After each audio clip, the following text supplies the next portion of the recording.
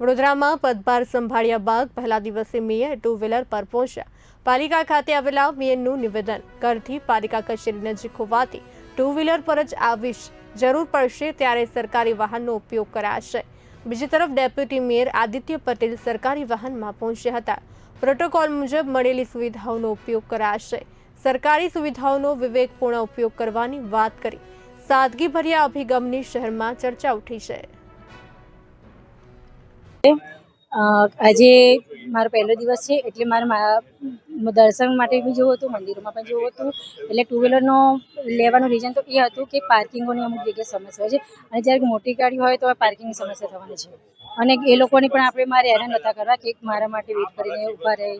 અને two wheeler હોય તો મારે કેવું ફટાફટ બે ત્રણ મંદિરોમાં જવું હોય તો હું જઈ શકું।